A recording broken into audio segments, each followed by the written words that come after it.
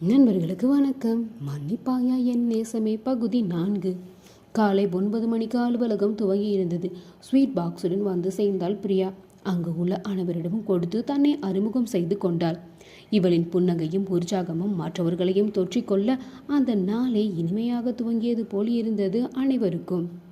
மாதவனை பார்த்ததும் சற்று யோசித்தவள், உங்களை மட்டும் எங்கேயோ பார்த்த மாதிரி இருக்கே என்று இழுக்க, ரொம்ப யோசிக்க வேணாம், நானும் நேற்று தான் இன்டர்வியூக்கு வந்திருந்தேன், என்னையும் செலக்ட் செய்திருக்காங்க, ஆனால் இந்த ஸ்வீட் எனக்கு தோணலையே என்று கூறியவாறு அவன் ஒரு ஸ்வீட்டை எடுத்துக்கொள்ள, பரவாயில்ல, இதில் என்ன வந்தது, ஸ்வீட் எடு கொண்டாடு என்றவள். அப்போது அங்கு நிலர்ந்து கொண்டிருந்த வருணை பார்க்கவும் அமைதியானாள். அனைவரும் காலை வணக்கத்தை கூற சிறு தலையாட்டலுடன் அதை பெற்றுக்கொண்டவன் பதில் கூறியவாறு தன் அறைக்குள் நுழைந்து இருந்தான்.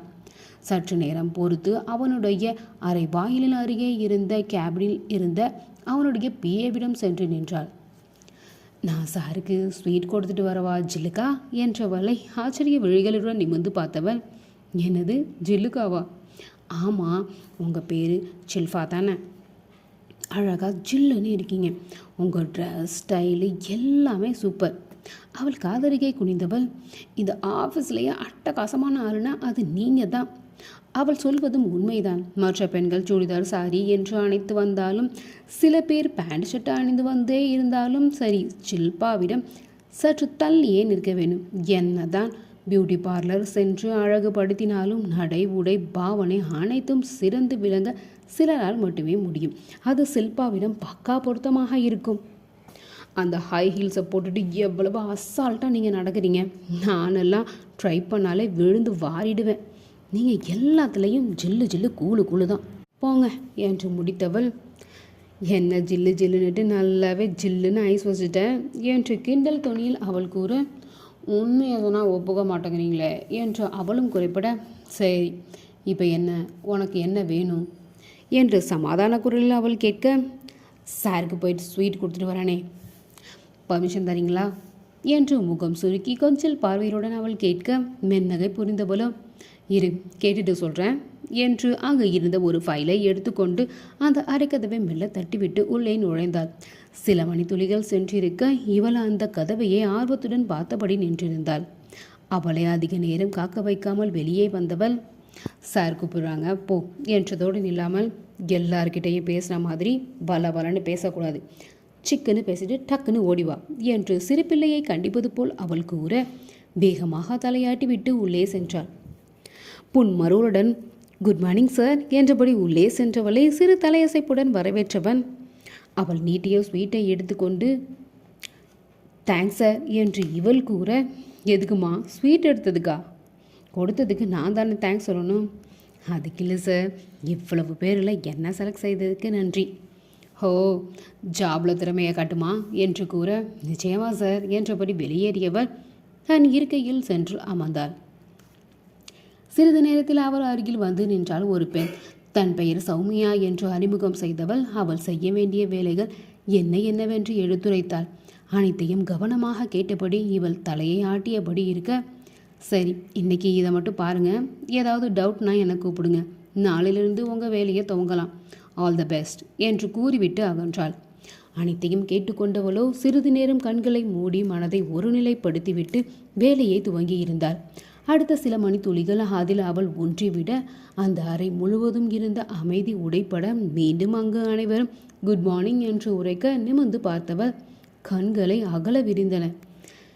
நேற்று லிஃப்டில் பார்த்த மனிதன், ஐயோ இவர் இங்கே பெரிய அதிகாரி போலவே என்று நினைத்தவள் அதிர்ந்து அவனை நோக்கியபடி இருக்க, இதுவரை அனைவரையும் பார்த்தும் பார்க்காமலும் தலையாட்டியபடி வந்தவன் இவள் அருகில் வரவும் அவள் புறம் திரும்பி பார்த்த பார்வையிலேயே பெண்ணவள் ஆடி போய்விட்டாள். அவன் பார்வை இவள் புறம் வரவும் பதறி பார்வையை கண்ணிபுறம் திருப்பி தலையை மெல்ல தாழ்த்தி கொள்ள அவனுடைய முறைப்பு அதிகமானதை இவள் கவனிக்கவில்லை. வருண் இருந்த அறையை ஒட்டியபடி இருந்த மற்றொரு அறக்கதவை திறந்து உள்ளே சென்றவனை பார்த்தவள் சிறிது நேரத்திற்கு பிறகு மீண்டும் ஷில்பாவை நோக்கி அவள் செல்ல அவளை நிமிர்ந்து பார்த்தவளோ என்ன என்று முதலில் கேட்டுவிட்டு பின் சுதாகரித்து, ஏய் ஸ்வீட்டு எடுத்துகிட்டு போக கேட்க வந்தியா? இவர்கிட்ட ஸ்வீட் எடுத்துகிட்டு போனான்னு வை, முதல்ல உன்னையும் உன் ஸ்வீட் பாரத்தையும் பறக்க விடுவார், அப்புறம் உன்னை உள்ள விட்ட என்னையும் பறக்க விட்டுடுவார் என்று பீதியோடு கூற, அதற்கு மேல் விழிவிருத்த இவளோ, அட ஜில்லுகா, நான் ஒன்றும் அதுக்கு வரல. இவர் யார் என்னன்னு தெரிஞ்சுட்டு போக தான் வந்தேன். எதிரில் நிற்பவளை முறைத்தவளோ, வேலை வாங்க தெரியுது, வேலை கொடுத்த முதலாளியை தெரியலையா? நீ தெரிஞ்சுக்கிட்ட வர போதும், போ ஓடு என்று அவள் கூறவும், அவள் அருகே இருந்த லேண்ட்லைன் ஃபோன் அடிக்கவும் சரியாக இருந்தது.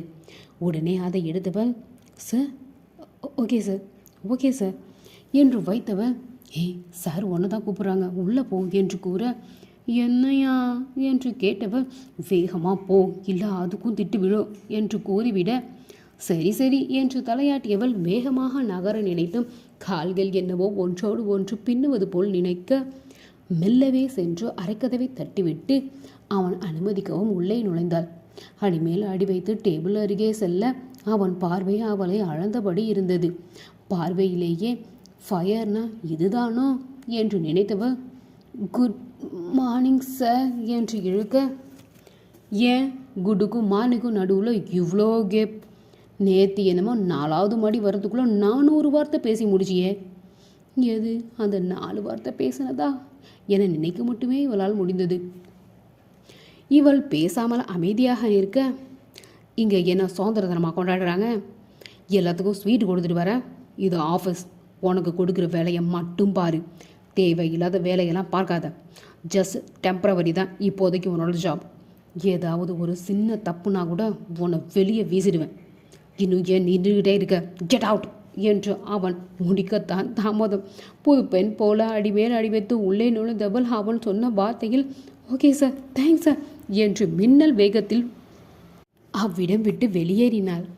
2 காதுகளையும் தேய்த்து விட்டபடி தனக்காக ஒதுக்கப்பட்ட இடம் நோக்கி அவள் செல்ல, இதை கவனித்தவர்கள் முகத்தில் மென்னகை இருந்த போதும், ஐயோ பாவம், வந்த அன்னைக்கே சிங்கத்துக்கிட்ட கடி வாங்கிடுச்சு போல என்று நினைக்காமல் இருக்க முடியவில்லை மற்றவர்களால். பிறகு வந்த நேரம் அமைதியாக கலைய உணவு இடைவெளியில் அனைவரும் வெளியேறினர். சரி, நமக்கும் பசிக்கும்ல என்று அவர்களோடு வெளியேறினார். அவரவர் தங்கள் வழக்கமான இடங்களில் அமர்ந்துவிட அந்த இடத்தை சுற்றி ஒரு முறை பார்த்தாள். 2 பேர் அமரும்படியும் 4 பேர் அமரும்படியும் நிறைய மேஜைகளும் இருக்கைகளும் இருக்க, ஒரு ஓரத்தில் இருக்கைகளே இல்லாமல் நின்று சாப்பிடுவது போன்ற மேஜைகளும் அமைந்து இருக்க, இவள் எங்கு செல்வது என்று யோசித்தவாறு நின்றிருந்தாள். எப்பொழுதும் ஒன்றாக சாப்பிடுவர்கள் 4 பேரும் அமரும் இருக்கைகளில் நிறைந்து இருக்க, இவள் தனக்கான இடத்தை தேடிக்கொண்டு இருக்க, சற்று நேரத்தில் தன் ஃபோனை பார்த்தவாறு யாரையும் கவனிக்காமல் இருவரும் அமரும் இடத்தில் வந்து அமர்ந்து தன் சாப்பாடு டப்பாவை மேஜையில் வைத்துவிட்டு ஃபோனை பார்ப்பதை தொடர்ந்து இருந்தாள் ஷில்பா. பிரியா முகத்தில் பல்பி எறிந்தது. உடனே ஓடி சென்று அவளுக்கு எதிர்ப்புறம் அமர அப்புறம் கேட்டு நிறந்தவள் எதில் அமர்ந்தவளை பார்த்து புருவங்கள் உயர, நீதானா? நானே தான். உங்கள் கூட உட்காந்து சாப்பிட்லாமா, இல்லை வேறு யாரும் வருவாங்களா? அதெல்லாம் யாரும் வரமாட்டாங்க, நான் எப்போவுமே தனியாக தான் சாப்பிடுவேன். அதை கேட்டவள் முகம் வாட, அப்படியா, சரி அப்பா, நான் வேறு இடத்துக்கு போயிடுறேன் என்று கூற, ஹே அதெல்லாம் வேணாம், இங்கே இரு, உன் தொல்லை தாங்கலைன்னா நானே விரட்டி விட்டுடுறேன். வேகமாக தலையாட்டியவள் பின் தன் டிஃபன் பாக்ஸை திறந்தாள். நீங்கள் சாப்பிடல? இதோ என்று தன்னுடைய எதையும் திறந்தாள் ஷில்பா. ஷில்பாவிடம் லெமன் சாதம், உருளை வறுவல் இருக்க, பிரியா ஃப்ரைட் ரைஸும் சிக்கன் வறுவலும் இருந்தது. அதை டப்பா மூடியில் இட்டு ஒரு துண்டு கோழியையும் வைத்து ஷில்பாவிடம் நீட்ட அவளும் தன்னுடையதை எடுத்து வைத்தாள். அதை நினைத்து ஷில்பாவிற்கு ஆச்சரியம்தான். ஷில்பா வேலைக்கான பேச்சுகள் தவிர வேறு எந்த பேச்சும் யாரிடமும் வைத்து கொள்ள மாட்டாள். தனிமை விரும்பி என்று கூறலாம். முதலாளிக்கு அருகில் உள்ள வேலை இவளது என்பதால் தாங்கள் சிறு தவறு செய்தாலும் இவள் மூலமாக அவர் காதுகளுக்கு சென்றுவிடுமோ என்ற பயம் மற்றவர்களுக்கு என்றால் தன்னிடம் எந்த சிபாரிசும் வேண்டி யாரும் நின்றுவிடக்கூடாது என்று இவளும் நினைத்து அனைவரிடமும் விலகியே இருப்பாள். அப்படிப்பட்டவள் வந்த முதல் நாளே இச்சிறு பெண்ணிடம் நட்பு பாராட்டுவது ஆச்சரியமே. இன்னும் சொல்ல போனால் தன் கையை பற்றி அவள் புறம் இவள் இழுத்து கொண்டாள் என்று கூறலாம். அவள் எண்ணம் எங்கெங்கோ சென்று கொண்டிருக்க அந்த ஃப்ரைட் ரைஸில் கண்கள் நிலைத்தது. இந்த சாரிங் எல்லாம் இவள் இங்கு சேர்ந்த 4 ஆண்டுகளில் இதுவரை நடந்ததே இல்லை.